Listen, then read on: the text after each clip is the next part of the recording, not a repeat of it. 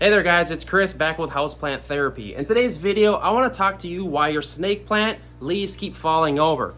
Maybe the snake plant is just like, it's drooping. Maybe the plants are like leaning to the side. You have questions and you have come to the right video. Let's get into it. The number one reason why the snake plant leaves fall over to the side is due to inadequate watering methods. The snake plant here, as you can see, this one has kind of some to the side, but I feel like this one's pretty normal.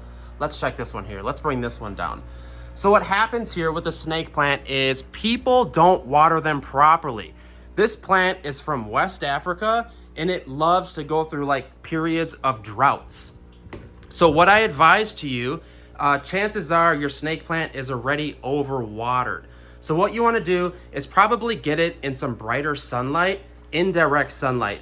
Don't put it in direct sunlight because this plant is an indirect sunlight plant. What you want to do is get it in some sunlight and possibly dry it out a little bit. The proper watering method for the snake plant is to water it maybe once a month, and probably in the winter months less than that. This snake plant loves neglect and there's no ifs, ands, or buts. The second reason your snake plant could be falling over is just because the thing's huge and the weight of the leaves are kind of weighing it down.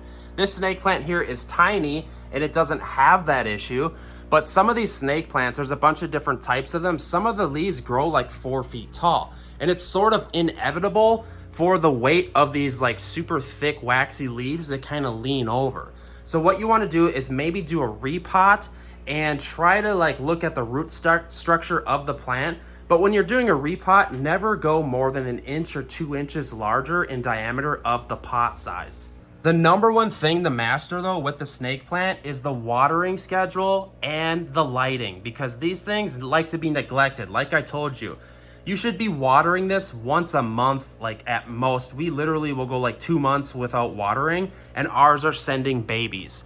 So, and when it comes to lighting, you want to give these guys like 4 to 7 hours of indirect light. I know that a lot of the guides online say that, oh, the snake plant is a super easy plant and it doesn't need like any lighting, but they say that with a lot of these easy beginner plants. What it is it's tolerant of low lighting.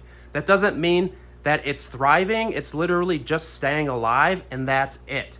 So get yourself a shelf near a window and try to give your plants some more sunlight.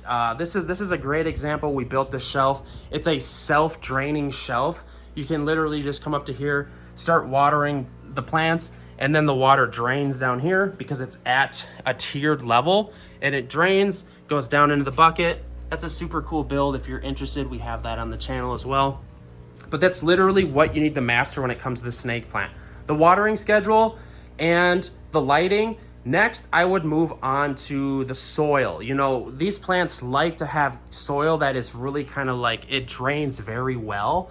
And if your plants are already like on the fritz and close to death, what I would do is probably just kind of like take out the root structure of the pot. Take a look at it. If you have rotting going on of the roots, chances are high, because maybe you're watering them poorly and too much. Chances are you're gonna have to propagate the entire plant. That's what a lot of people do, because this plant's really easy to propagate if like the roots start to rot. All you do is kind of cut back the leaves, plop them in some new soil in a pot, and then just give it time. This is a super easy plant to propagate. Hopefully that's not the case, but you might have to do that. Well guys, hopefully this video helped you figure out why your snake plant is just tipping over, falling over. The leaves are kind of drooping, falling over. I feel like I went over all the core topics that you need to think about when taking care of the snake plant. So please hit up the comment section. I want to hear from you. I'll do my best to kind of get back to you and help you guys.